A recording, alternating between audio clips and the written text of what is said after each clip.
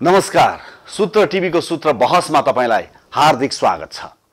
आजको सूत्र बहसमा हामीले उठाउन लागिरहेको विषय प्रसङ्ग रहेको छ गएको जेठ 10 गते पश्चिम रुकुममा जुन किसिमको विभत्स हत्या भयो, युवाहरूको जुन किसिमले विभत्स हत्या भयो र आज यो घटनाक्रमले जुन किसिमको मोड लिइरहेको छ, आजको सूत्र बहसमा हामी एकजना त्यस्ता पात्रसँग हामी कुराकानी गर्नेछौँ जुन पात्र अहिले जो युवाहरूको हत्या भएको छ, ती हत्या भएका युवाहरूको घर जुन ओडामा थियो त्यही ओडामा बसोबास गर्ने गृह जिल्ला जाजरकोट भएका एकजना पूर्व माओवादी, यति बेला नेकपाका राष्ट्रिय सभाका सांसद माननीयसँग हामी कुराकानी गर्छौँ।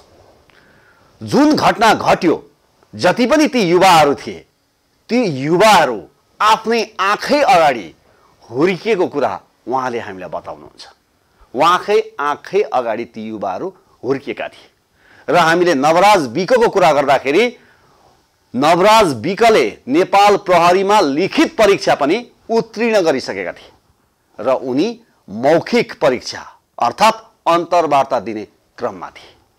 आखिरमा अमानवीय ढङ्गले, जङ्गली ढङ्गले र क्रूर ढङ्गले जसरी हत्या भएको छ, ती हत्याराहरू आज पनि सलबलाइरहेका छन्। जातीयताका नाममा र राजनीतिक संरक्षण हुने आशंकाको नाममा। जाजरकोटमै घर भएका र यी युवाहरूलाई सानैदेखि देखेका यी युवाहरूको आचरण कस्तो थियो र यी युवाहरू अहिले जसरी हत्या भएर ज्यान गुमाए, यी युवाहरूले धेरै तपाईँ हामी मर्माहत भएका छौँ र सायद उहाँ पनि मर्माहत हुनुभएको छ। र म प्रश्न गर्न चाहन्छु, यति बेला पश्चिम रुकुमका जनताहरूले मत दिएर संघीय संसदको प्रतिनिधि सभामा निर्वाचित गराएका जनार्दन शर्मा प्रभाकर, उहाँका माननीयहरू यति बेला भन्दै हुनुहुन्छ कि जनार्दन शर्मा प्रभाकरलाई यो विभत्स घटनाको विषयमा प्रतिपक्षी दलले संसदमा बोल्न दिएन भनेर नेकपाकै माननीयहरू, नेकपाकै साथीहरू भनिरहनु भएको छ। म प्रश्न गर्न चाहन्छु, शर्माज्यू, तपाईलाई पश्चिम रुकुमका जनताहरूले जसरी मत दिएर विजय गराए, यो विभत्स हत्या भएको घटनामा तपाईको कर्तव्य के हो? तपाईँ साँच्चै, तपाईका माननीयहरूले भने जस्तै, तपाईँ साँच्चै प्रतिपक्षीले तपाईलाई बोल्न नदिएकै हो भने आउनुहोस्, सूत्र टिभी मात्र होइन, हरेक मिडियाको प्लेटफर्म तपाईको लागि खुल्लम खुल्ला छ।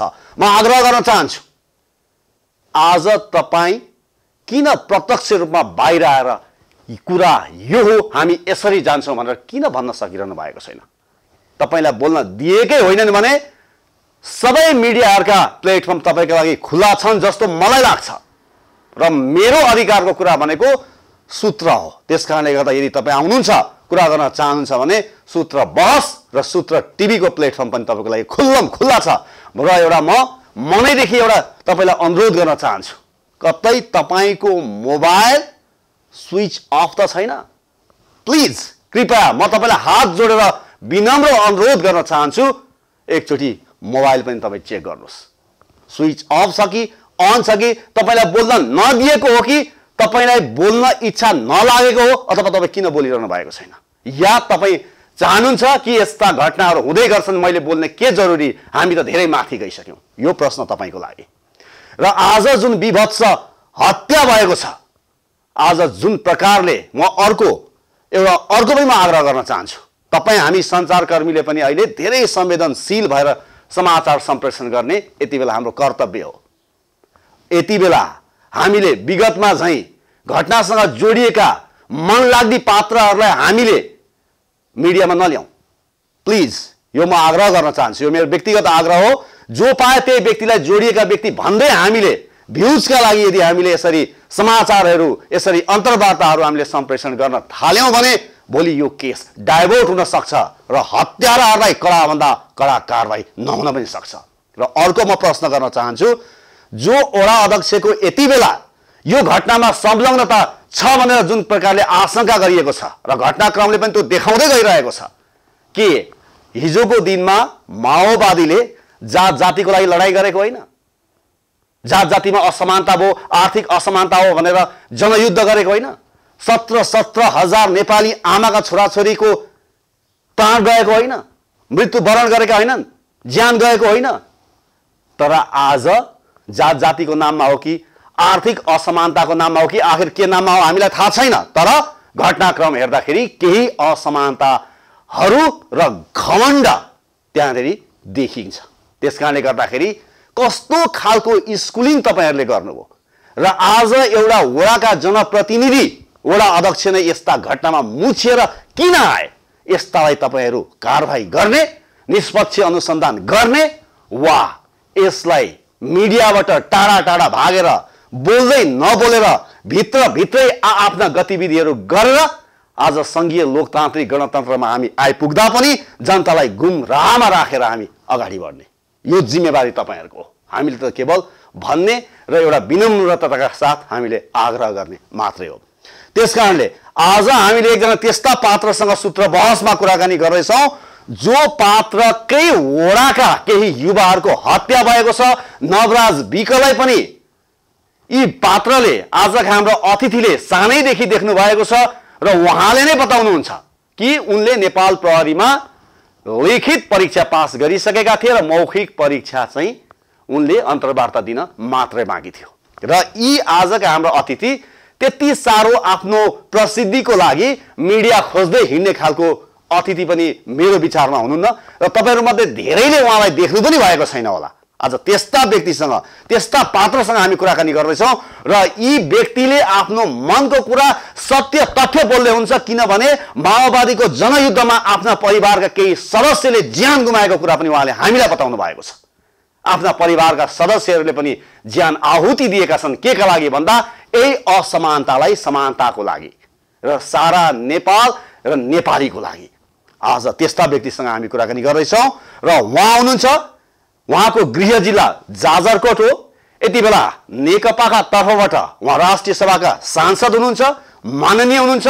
जाजरकोट उहाँको गृह जिल्ला हो र उहाँ हुनुहुन्छ आजका हाम्रो अतिथि हुनुहुन्छ माया प्रसाद शर्मा। राष्ट्रिय सभाका सांसद माननीयज्यूलाई म स्वागत गर्न चाहन्छु। माननीयज्यू, यहाँलाई सूत्रवासको स्वागत छ।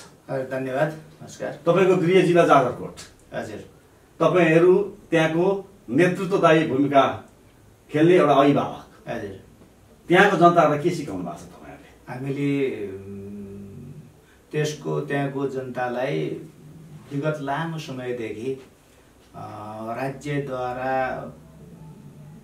उत्पीडित, उपेक्षित, अवहेलित, वर्गीय, जातीय, क्षेत्रीय, लिङ्गीय हिसाबले असमानता भएका जनसमुदायहरूलाई हैन समानताको राजनीतिबाट अगाडि बढ्नुपर्छ र न्याय, समानता र समृद्धिको लागि अगाडि बढ्नुपर्छ भनेर हामीले सिकाइरहेका छौं। तर एक अर्कामा हानाहान गर्ने स्थिति किन आयो भन्नुस् त?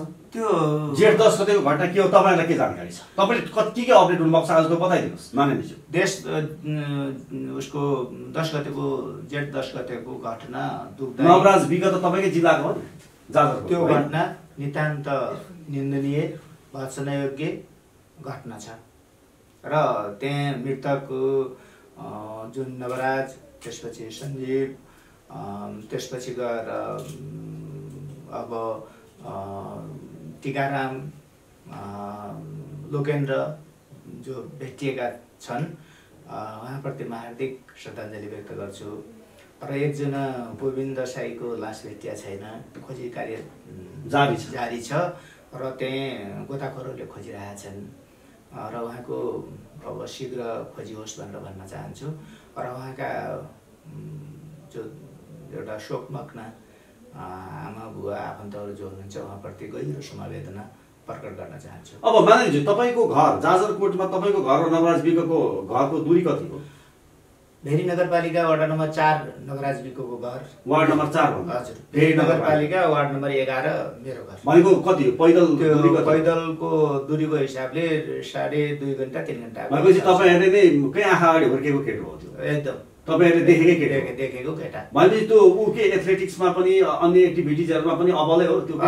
खेलाडी पनि हो, अहिले अब प्रहरीमा नाम निक्लिया पनि थियो र प्रहरीको मौखिक बाँकी थियो त्यो लिखितमा उनले पास गरिसकेको लिखितमा पास गरेको मौखिक बाँकी थियो भनेर भन्ने चकेर केटो ऊर्जाशील केरा नै हो।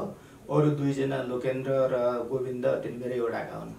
गोविन्द र लोकेन्द्र पनि तपाईँ 11 नम्बर वडाकै हुन्? 11 नम्बर वडाको हुन्। त्यो मैले चिनेको जानेको मतलब तपाईँहरूकै मतलब संरक्षणमा हुर्कियो केटा?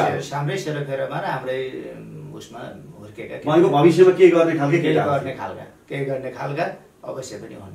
अनि तपाईँलाई अहिले सम्झिँदाखेरि उहाँलाई ती अब श्रद्धाञ्जलीको पनि कुरा गर्नुभयो, हार्दिक श्रद्धाञ्जलीको सुमन व्यक्त गर्दछु भन्नुभयो भनेपछि उनको परिवारलाई पनि तपाईँ चिन्नुहुन्छ? म चिन्छु। त्यो गार्जेनलाई पनि चिन्नुहुन्छ? हजुर, गार्जेनहरूलाई पनि चिन्नुहुन्छ? गार्जेनहरूलाई मैले अब त्यो मेरो वडाको त मजाले चिन्ने भइहालेँ होइन। त्यो उसको गोविन्दको बुवा अब उसका हिसाबले आफन्त पनि पर्छन् र गोविन्द साईको, र त्यसपछि गएर त्यो उसको हाम्रै आफ्नै गाउँको समाजको भए हुनाले लोकेन्द्र पनि अब मैले त्यो मजाले चिन्ने कुरा भयो। टिकारामलाई ती युवाहरूको विवाहमा तपाईँलाई निम्तो आउने गर्ने हो? त्यो विवाहमा निम्तो त्यो कहिलेकाहीँ आउँछ, मर्दा पर्दाखेरिको साथ तपाईँले दिनुपर्छ, सहायक हुने, सँगै जाने, सँगै बस्ने, एकले अर्कालाई सहयोग गर्ने मान्छेहरू हुन्। त्यो खालको सम्बन्ध, त्यो खालको सम्बन्ध हो। भनेपछि तपाईँहरूको जाजरकोटमा यो प्रेम विवाह गर्न अथवा केटाले केटीलाई, केटीले केटालाई मन पराउनको लागि अलिक गलत तरिकाले हेरिन्छ? त्यस्तो गरिँदैन। धेरैले गर्छन्, प्रेम विवाह गर्छन्, मागी विवाह गर्छन् र परम्परा अनुसारको जबरजस्त पनि गर्ने, पछि त्यसलाई सम्बन्धमा कायम गर्ने पनि थियो। अहिले त अब करिब हटिया छ। त्यसपछि गएर आफन्तहरू गएर माग्ने होइन, केटा पक्षहरू केटी पक्षहरू, विशेष गरेर केटा पक्षहरू केटी पक्षहरू गएर माग्ने विवाह गर्ने गर्छन्।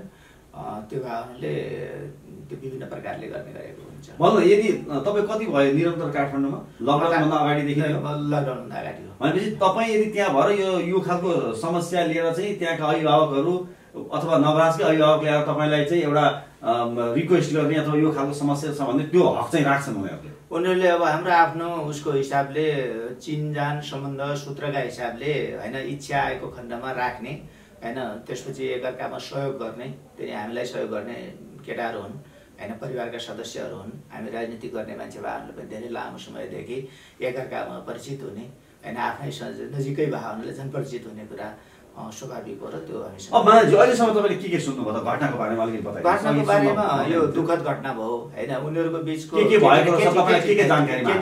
केटी र केटा बच्चाको बिचको माया प्रेम पहिले भइराखेको स्थिति र करिब 1 वर्ष 1.5 वर्षको बिचमा तिनीहरूको बिचको भइराखेको स्थिति र केटी पनि कहिलेकाहीँ मेला मौकामा केटाको घरमा जाने। मेला कहाँ लाग्थ्यो? त्यहाँ मेला लागेको ठाउँ छ उसको 13, 14, 15 गते पुसको रमाइलो मेला लाग्छ।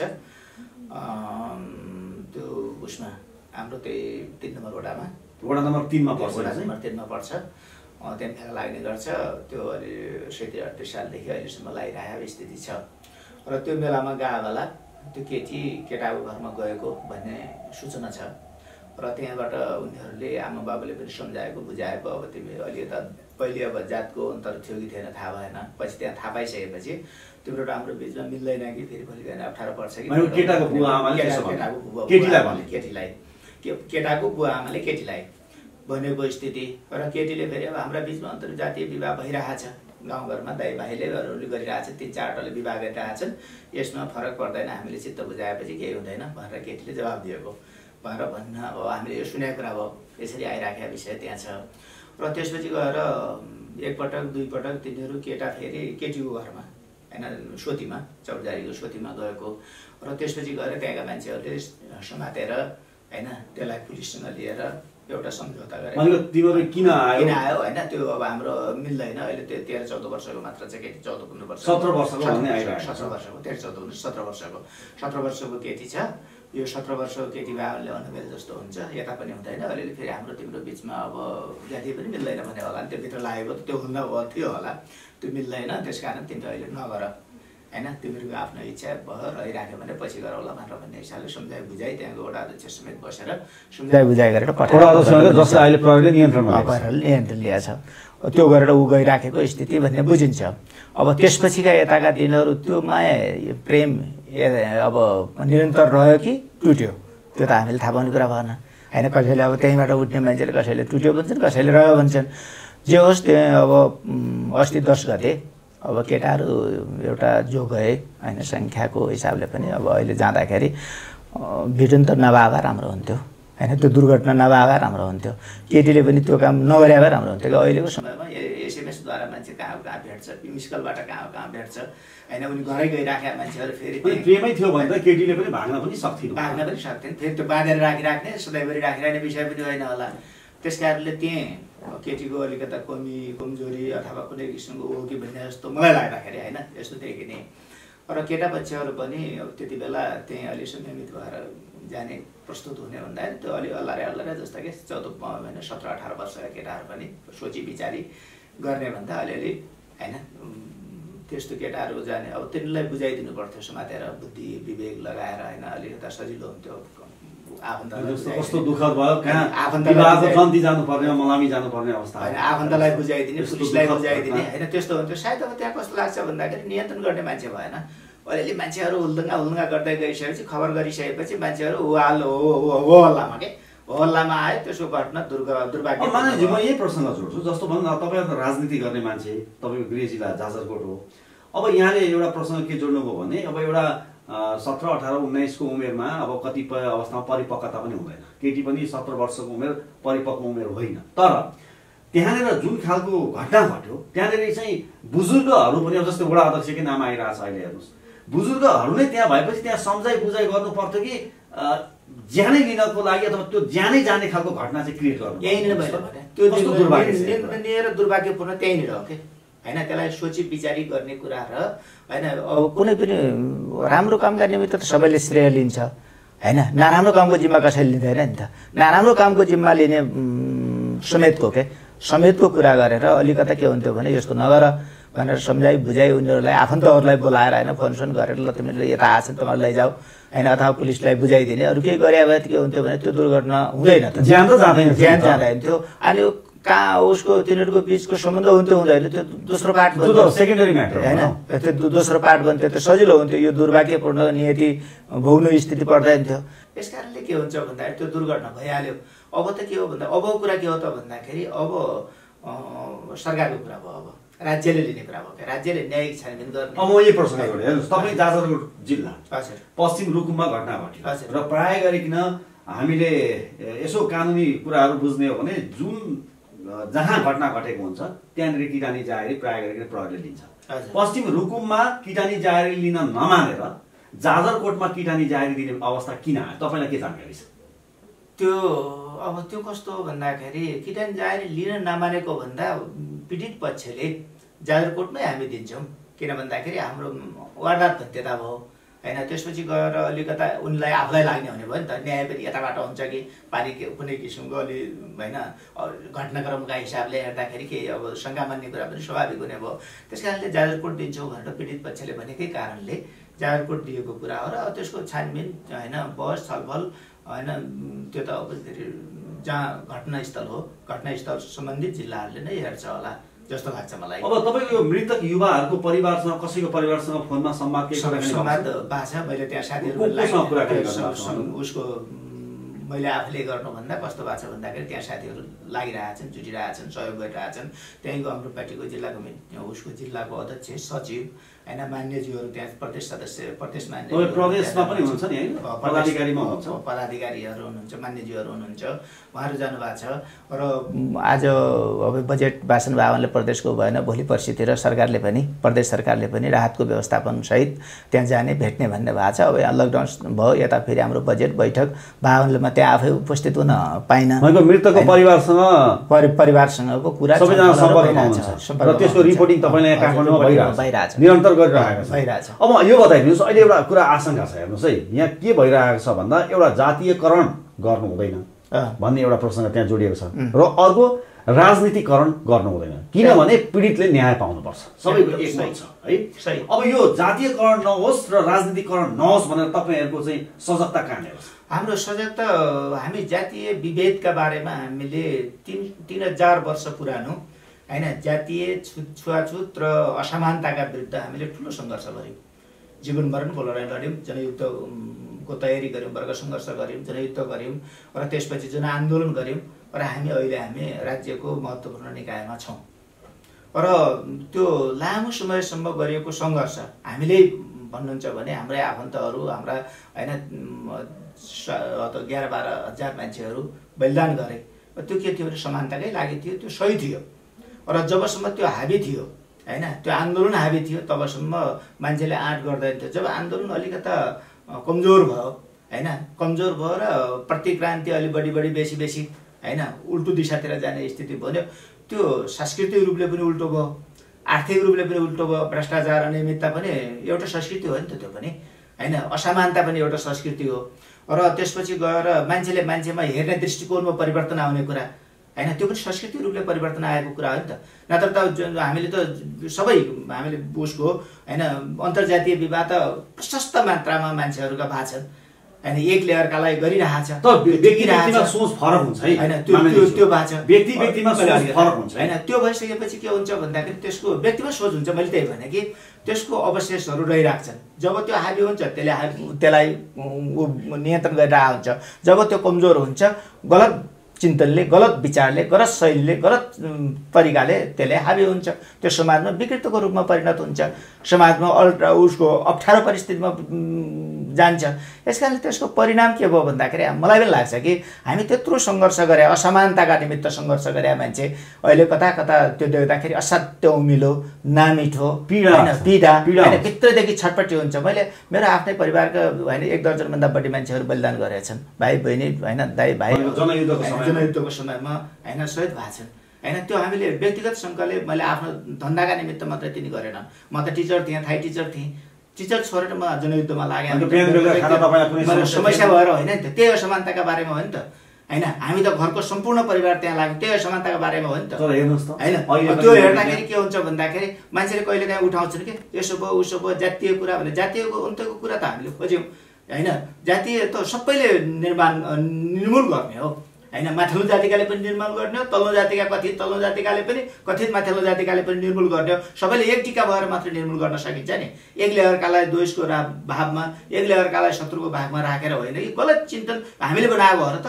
यो मनुस्मृतिदेखि अहिलेसम्म आउँदाखेरि होइन सामन्तवादी ब्राह्मण सामन्तवादी होइन संरचनाले बनाएको छ, यो कोही व्यक्तिले बनाएको छैन नि त। मैले त निवेदन हालेर म बाहुनको घरमा जन्मिया त होइन नि त, अरू कोही निवेदन हालेर दलितको घरमा त जन्मिया होइन नि त होइन।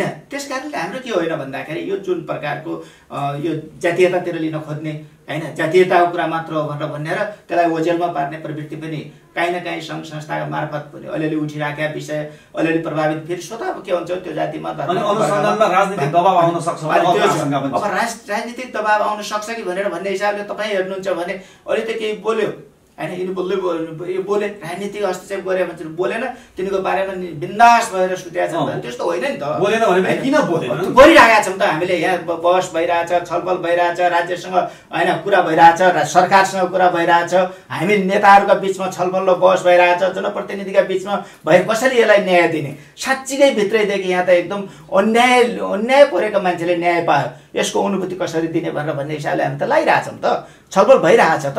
तिनलाई राहत कसरी प्रदान गर्ने होइन, अब जो घटना भइहाल्यो, दुर्भाग्यपूर्ण घटना भइहाल्यो, त्यो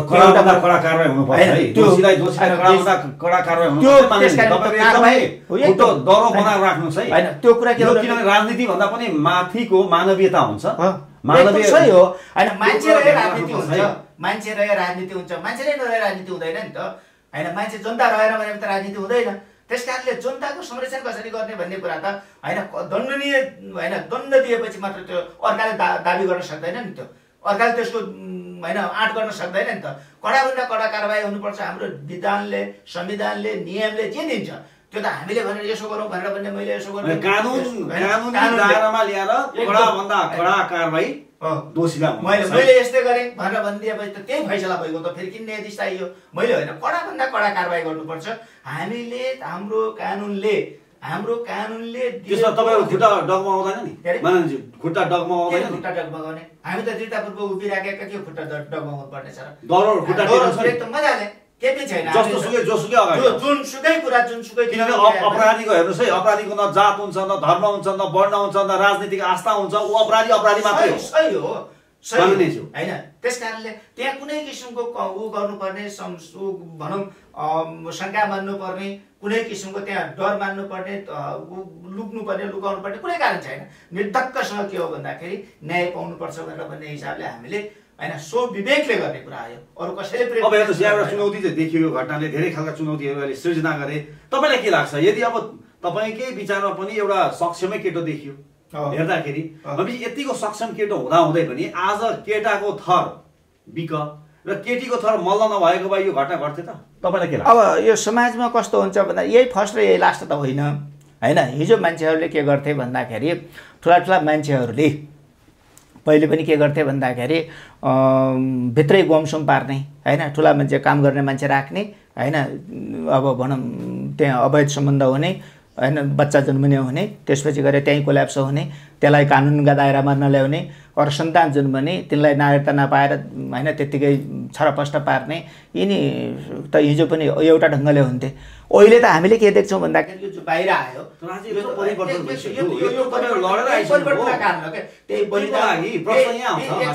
रगत आँसु र पसिनाको मेल नै के हो भन्दाखेरि अहिले मान्छेले निर्धक्कसँगले यो कुरा भन्न पाउने भयो कि होइन, विरोध वा समर्थन गर्न पाउने भयो कि त्यसैको परिणाम हो नि त होइन। त्यो भएपछि त के हुन्छ भन्दाखेरि जसले सङ्घर्ष गर्यो, जसका बारेमा त्यसलाई प्राथमिकता राखेर सङ्घर्ष गर्यो, आन्दोलन गर्यो, बलिदान गर्यो, त्यसले त्यसलाई ओझेल पार्न दिने, त्यसलाई भनौँ अन्यायमा हुन्दिने त्यो त काम गर्दै गर्दैन। त्यो त गर्नुपर्ने जरुरी पनि छैन होइन। त्यस कारण कसैले गर्दैन। मल्ल र विगत दुईटा थर नभएको भए यो घटना हुन्थ्यो त? अब त्यस्तो के हुन्छ स्थानीय स्तरको राजनीति गरेको व्यक्ति तपाईँ सबैको मनोविज्ञान थाहा छ क्या माननीयज्यू? जबको कुरा कस्तो हुन्छ भन्दाखेरि मल्ल र ऊ बाबा हुन्थ्यो हुँदैन पात्रमा जाँदाखेरि त के हो त्यो कुरा बुझ्ने ठाउँ होला, त्यताको पाटो छोड्यो उसको त्यही मल्ल र भन्दाखेरि त्यही गाउँको अर्को मान्छेले तिनकै काका बाबाका छोराले होइन सुनारको सुनारका छोराको विवाह भएको छ, सुनारसँग छोरीको विवाह भएको छ, तर तिनी आउने जाने बसिरहेछन्। एउटा अब विगसँग विवाह भएको छ, तिनी पनि आउने जाने गरिरहेछन्। अब त्यस्तो उसकै कारणले भए त त्यहाँ पनि घटना हुन्थ्यो, दुर्घटना। यही कुरा भन्छु म कि व्यक्तिमा जाँदाखेरि त्यो व्यक्तिका कारणले त्यो दुर्घटना भयो, त्यो हुन सक्थ्यो। व्यक्तिका कारणले नहुन पनि त सकिन्छ त। चेतना वृद्धि भयो, राम्रो सोच्यो, राम्रो बुझ्यो, यो जातीयता केही पनि होइन, धर्म केही पनि होइन, संस्कृति हामी मानव हो भन्ने केही पनि छैन। त्यहाँ केही पनि कसैले पनि केही गर्दैन होइन, केही पनि गर्दैन। उसले सहर्ष स्वीकार गर्छ, जसले मान्दैन त्यसले आशंका हुन्छ। मान्छे त के हुन्छ भने उल्टोतिर त गइरहेको छ त। मान्छेले कतिपयले मान्छे बोक्सी भन्छ, मान्छे मारिदिन्छ, तर बोक्सी भनेर मारिदिने भने त राम्रो होइन नि त। अहिले त यो समयमा त छैन, कहिलेकाहीँ समाजमा त्यो घटना घटिन्छ क्या, अन्धविश्वासले त्यसलाई त्यतातिर ल्याइदिन्छ क्या। यो अन्धविश्वासको कुरा जो छ होइन, यो बिचको अन्तर जातीय जो यसलाई स्वीकार गर्ने विषयको जो छ, यसको जमिनमा क्या जगमा त यही हो भन्ने कुरा नै बुझिन्छ। यो गलत हो होइन। उनको इच्छा लाग्थ्यो भने कुनै पनि तरिकाले कुनै पनि परिस्थितिले तिनीहरूको बिचको विवाह हुन्थ्यो, हुनु पर्थ्यो, गर्न दिनु पर्थ्यो, गर्न मन लाग्यो हुन्थ्यो, मन नलाग्यो हुँदैन थियो होइन। बिचमा निहित कुरा भयो नि त होइन। त्यो भयो। अब समाजमा कस्तो हुने भयो भन्दाखेरि अब यसो हेर्दाखेरि तिनीहरूको भित्र लागिराख्ने गइराख्ने भने त हामीले भागेका लागेका मन इच्छा नलागेका लागेका मान्छेहरू वरपर भएको पछि मान्यता दिएका कुराहरू त छँदै छन् त होइन। उदाहरण चाहिँ धेरै छन्। तिनीको व्याख्या विश्लेषण गरेर उ गर्नु पनि छैन। तर के हुन्छ भने घटना दुर्भाग्यपूर्ण हो, यो निन्दनीय। अब माननीय जस्तो तपाईँको आफ्नै गृह जिल्ला, त्यहाँका अहिले मृतक परिवारलाई पनि तपाईँले राम्रोसँग चिन्ने जान्ने गर्नुहुँदो रहेछ होइन, सबै जानकारी छ। अब तपाईँको छिमेकी जिल्ला यो पश्चिम रुकुमको चौरजहारी नगरपालिकामा जुन घटना घट्यो, 8 नम्बर वडा हो क्या अरे होइन, यो केटी पक्षको परिवारसँग चाहिँ चिन्जान थियो कि थिएन तपाईँ? मेरो चिन्जान केटी पक्षको परिवारसँग उसको आवत जातको हिसाबले लेनदेनका हिसाबले चिन्जान होइन। अब राजनीतिक रूपले अब एउटै थलोमा एउटै उसमा एउटै आन्दोलनमा भए हुनाले त्यसैको बेलाको चिन्जान म प्रशस्त चिन्जान गर्ने एकअर्कामा होइन, हामी वारिपारी नै छौँ होइन। अब हाम्रो वारिपारीको कुरा हो होइन। अब इष्टमित्र अरू भएको हामी सानैदेखि पनि फेरि त्यो मेरो गाउँ र त्यो वारिपारी पर्छ। त्यो म त्यहीँ पढेको, अब भनौँ 4 कक्षादेखि 9 कक्षासम्म त्यही चौरधारीमै पढ्या हो होइन। स्कुल त्यहीँ थियो? स्कुल त्यहीँ थियो। त्यो हिसाबले मैले नचिन्ने कुरा पनि भएन होइन। अब हामी कमरेडहरू हुनुहुन्छ, साथीहरू हुनुहुन्छ, सबै हुनुहुन्छ, त्यस कारणले चिन्ने कुरा भइहाल्यो। स्वाभाविक ढङ्गले मैले त्यहाँ चिन्ने कुरा रहन्छ, चिन्छु। अनि त्यो चोरजारी जहाँ अहिले केटीको कुरा गरिरहेछ, केटीको घरको कुरा गरिरहेछ, भूगोल कस्तो छ त्यहाँनिरको? अलि हाइटमा छ, अलि तल? भूगोल गाउँ छितरिएको छ, तलदेखि भेरीदेखि माथिसम्म हाइटसम्म माथिको कति डिस्टेन्स कति छ मानन्जी? 1.5 घण्टाको तलमाथि छ। माथिबाट तल प्रष्टै देख्न सकिन्छ यसो? तल प्रष्टै त देखिँदैन, जङ्गल छ, झाडी छ होइन, लगाएका बोट बिरुवाहरू छन्, आफै जागेका बोट बिरुवाहरू छन् होइन, त्यो हिसाबले जङ्गलसँगल बाहन सबै देखिने त देखिँदैन, तर विशेष गरेर देखिन्छ। भनेको जियोस घर चाहिँ बिरालो टाइपको छ अनि तल चाहिँ भेरी नदी, तल भेरी र घटना चाहिँ भेरी नदीमा घट्यो। र त्यहाँनिर जुन घटना घट्यो त्यसमा चाहिँ दायाँ बायाँ जाने बाटोहरूको अवस्था? बाटोहरू पुल हो एउटा होइन, एउटा उता उसको माथि कालेगाउँ पुलतिर पनि जाने ठाउँ छ होइन, एउटा ऊ छ मध्य पहाडी पुष्पलाल लोकमार्ग छ, त्यसपछि गएर उता चौरजारी होइन, चौरजारी जो नगरपालिकातिर आउने बाटो पनि छ, र त्यसपछि उता मैले प्रश्न किन जोडेको भने त्यहाँ एक किसिमको घेराबन्दी भयो र भाग्ने कतै बाटो नदेखेपछि जुन पौडिएर बाँच्न सफल युवाहरू छन् उनीहरूले भनिरहेका छन् हामीसँग कुनै विकल्प थिएन, त्यही कारणले गर्दा हामीले भेरी नदीमा हाम फालेर पौडिएर ज्यान बचायौँ भन्ने खालको कुराहरू पनि आइरहेको छ। भनेपछि त्यहाँ अन्त बाटो छैन? अन्त बाटो मैले भने त वरपर जाने बाटो छ। अब तिनीलाई त्यहाँ कस्तो भने मान्छेले घटनाक्रम हुँदाखेरि फेरि मान्छे तलैतिर दगुर्छ नि त होइन, मेसो पाउँदैन, उता अब अर्को घर छ कि उता घर छ कि उताले घेर्छ कि उताले घेर्छ कि भन्ने पनि भयो, घेर्ने पनि हुन् कि भन्ने आशंका, अविश्वास अथवा घेरिराखे जे हुन्छ त्यसले बस्दाखेरि त के भन्छ ओह्रालै लाग्ने भयो, विशेष गरेर होइन, ओह्रालै लाग्ने भयो। अब तिनी मान्छेहरू अब पानी खेल्न जान्दै जान्दै त मलाई थाहा छैन होइन के गर्थे, अब सबै कुरा त्यहाँदेखि केटाकेटीहरूको धेरै कुरा बुझ्ने पनि पाइएन, अब सबै कुरा थाहा हुने कुरा भएन नि त, त्यो हिसाबले तिनी नदीतिर लागे होइन, अब नदीमा त्यो दुर्घटनै भयो होइन, सकेन। अब तपाईँहरूलाई अहिले दबाब छ कि छैन माननीय? के हो मलाई के यो मुद्दामा दबाब? एउटा मात्र दबाब, मनोवैज्ञानिक दबाब, कर्तव्यको दबाब होइन।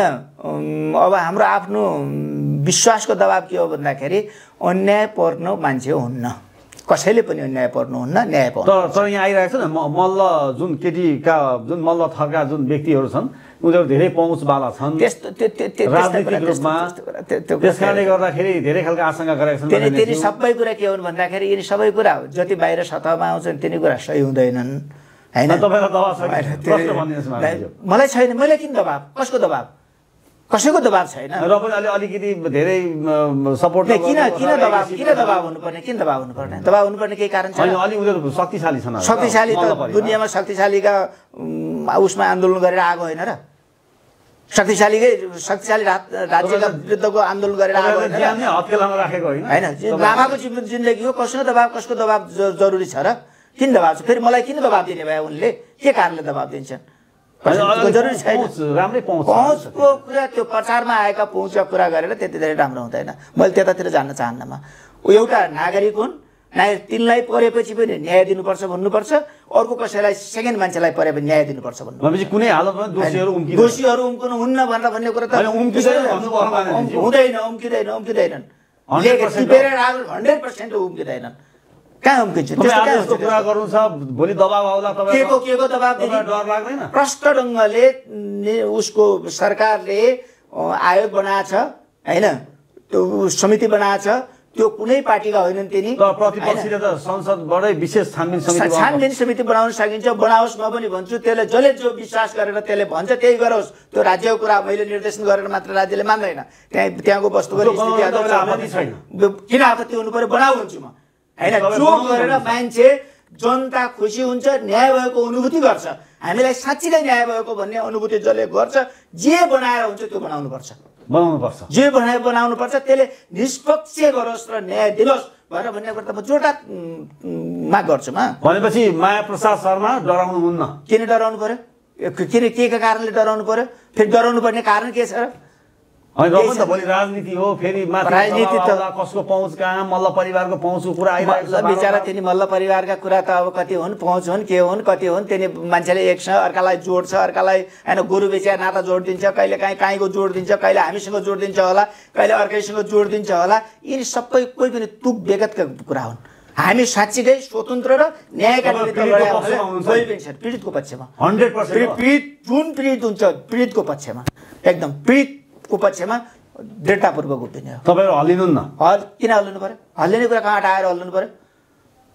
यो त हल्लिनु पर्ने कुरा के छ? माननीयजी यो व्यवहारमा देखाउनु पर्छ है। व्यवहारमा एकदम व्यवहार हाम्रो स्क्रिनमा बोल्नु भएको छ माननीय। कुनै पनि अन्यायमा परेका मान्छेहरू अन्याय कोही पनि पर्नुहुन्न।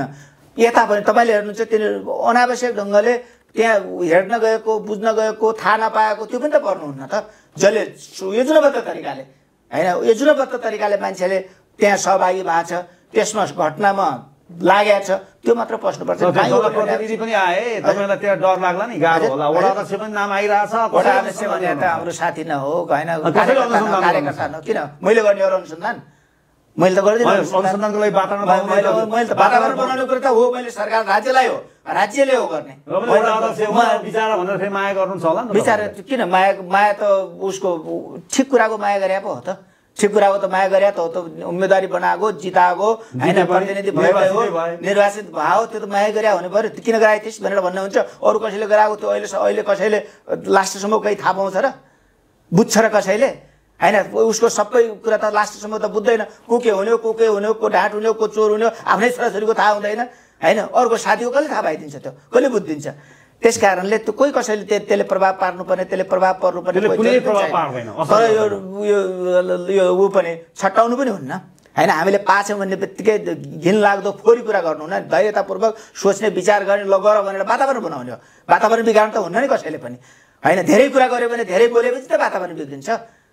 बोले मात्रै सब्रिन्छ र? बोलेपछि त बिग्रिन्छ त। वातावरण बिग्रिने कुरा त त्यत्तिकै मात्रै जे पायो उही भनेर पनि त वातावरण बिग्रिन्छ होइन। त्यस कारणले वातावरण बिगार्ने कसैले गर्नुहुन्न। यसलाई राजनीति गर्नुहुन्न। मैले भन्छु कहिलेकाहीँ साथीहरूले गरिरहेछन् होइन। हाम्रो उसको जनयुद्धको कुरा गरिरहेछन्। त्यहाँको रुकुम रोल्पा जागरकोटका घरमा यस्तो भएको छ भनेर भनेका छन्। हाम्रो लिडरहरूका बारेमा मुर्दाबादका नारा लगाएको छन्। यो राजनीति गर्नु होइन, यो गर्न पाइन्छ? त्यसले सिकाएको थियो बैठक बसेर गरे हो। सबैको उद्देश्य त दोषीलाई कारबाही हुनुपर्छ। त्यो बैठक बसेर छलफल गरेर गरे हो। अन्तिम उद्देश्य त सबैको होला नि त मान्ने। हैन त्यो भावनाले त्यो राजनीति गर्नु न। यो उसका कारणले, कम्युनिस्ट पार्टीका कारणले भाव भनेर भन्ने कुरा सही हो त? यो घटना कम्युनिस्ट पार्टीका कार्यकर्ता जोडियो होला, जनता जोडियो होला, उनलाई मतदाता जोडियो होला।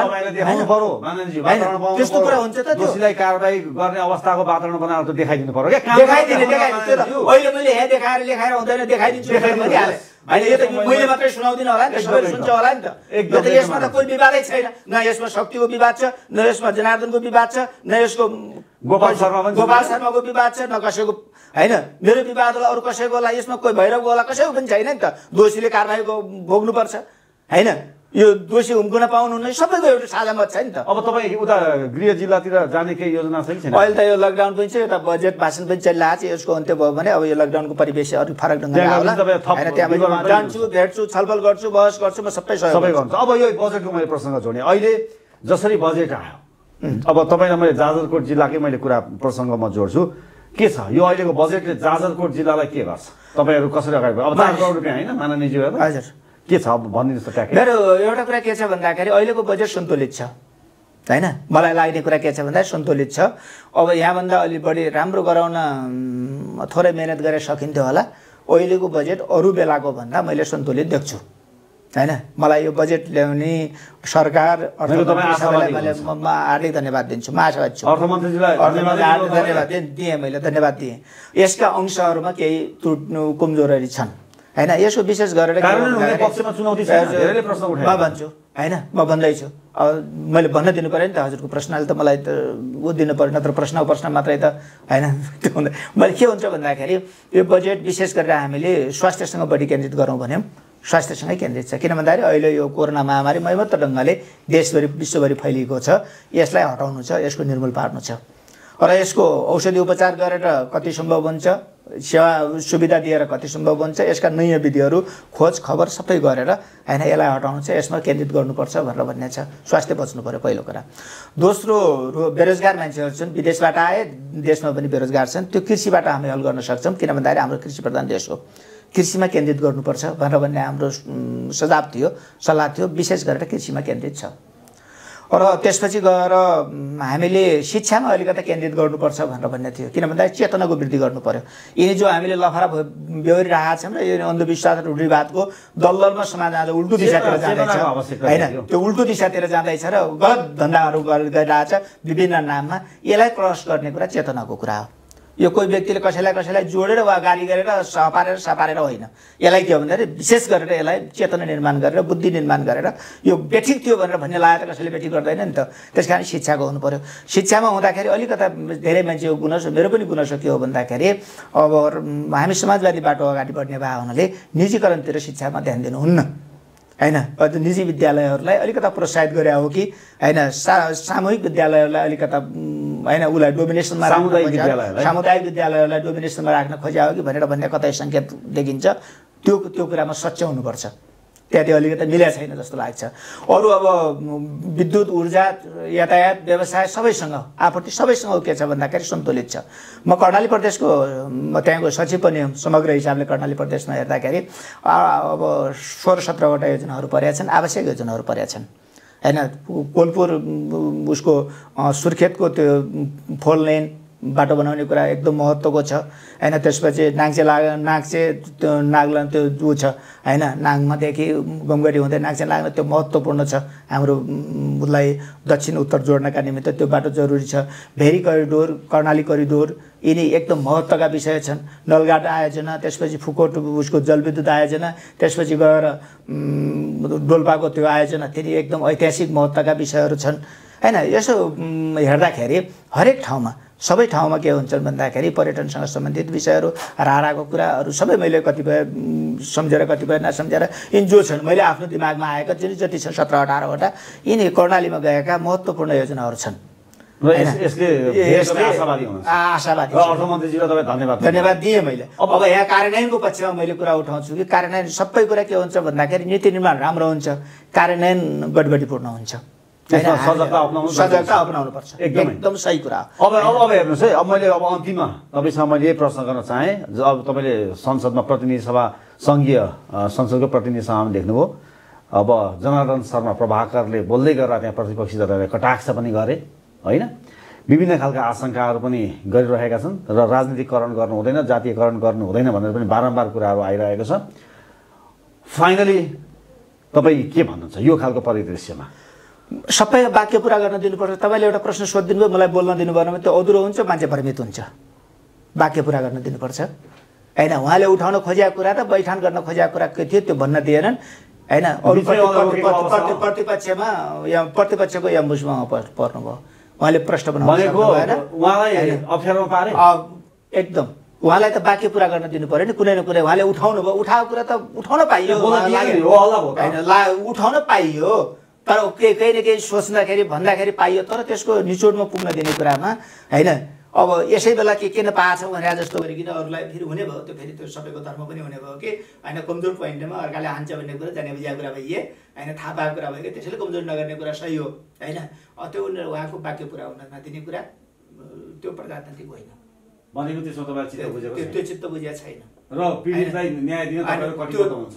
जनार्दन शर्मासँग तपाईँ संवाद भएको छैन? जनार्दन किन संवाद नहुने? मेरो इन्चार्ज हो, मेरो इन्चार्ज हो, संवाद हुन्छ। न्याय म कुनै पनि यसमा कसर बाँकी राख्दिनँ भनेर हिजो पनि वक्तव्य दिनुभएको छ हैन।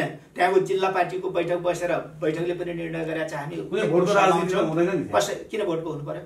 किन भोटको हुनु पर्यो? भोट त छँदैछ, अरू भए हो त त्यो राम्रो गरे त अरू ठाउँबाट आइहाल्छ नि त। किन त्यहाँ गर्नु पर्यो? भोटको मात्रै हुँदैन महत्त्वपूर्ण कुरा गर्नु त हैन। त्यो राम्रो गरे भने त अरू ठाउँमा आइहाल्छ, किन गर्नु पर्यो भोटको राजनीति? कतै पनि छैन। त्यो मैले सकेले जो बाहिर प्रचारमा गरिएको त्यो जो छ नि यो मैले हाम्रा नेताहरू हैन, चाहे त्यो हाम्रो मन्त्री हुनुहुन्छ सत्यबाल बस्नेतको कुरा मैले दिन प्रतिदिन गरिरहेको छु, जनार्दनसँग पनि प्रत्येक दिन गरिरहेको छु। हाम्रो अध्यक्ष हुनुहुन्छ गोरख बोगटी, उहाँसँग पनि भइरहेको छ। इन्चार्ज कमरेडहरू हुनुहुन्छ, सह इन्चार्ज काम उहाँहरूसँग पनि भइरहेको छ हैन। अरू जिल्लाका साथीहरूसँग सबैसँग, त्यहाँको जिल्लाको इन्चार्ज अध्यक्ष सह इन्चार्जहरू सचिवहरू सबैसँग कुराकानी भइरहेको छ। हामी एउटै ठाउँमा अन्याय दिनुहुन्न, अन्याय मर्न दिनुहुन्न भन्नेमा हाम्रो पार्टी एक टिक्का छ। हस् त माननजी, हाम्रो सूत्रवासमा आइदिनु भयो, हामीले समय दिनुभयो, हामीसँग कुराकानी भयो, हाम्रो दर्शकलाई केही कुराहरू जानकारी पनि गराइदिनु भयो। यहाँलाई म धेरै धेरै धन्यवाद भन्छु। सूत्रवास र सूत्रवासमा तपाईँ सञ्जीव रेग्मी तपाईँले यो अवसर जुटाउनु भयो र अरू हाम्रो भाइहरू हुनुहुन्छ वरपर यसको व्यवस्थापन गर्नुभएको छ। तपाईँ सबैलाई मेरो हृदयदेखि धेरै धेरै धन्यवाद र तपाईँ पनि उत्तर प्रगतिको कामना। नमस्कार। नमस्कार।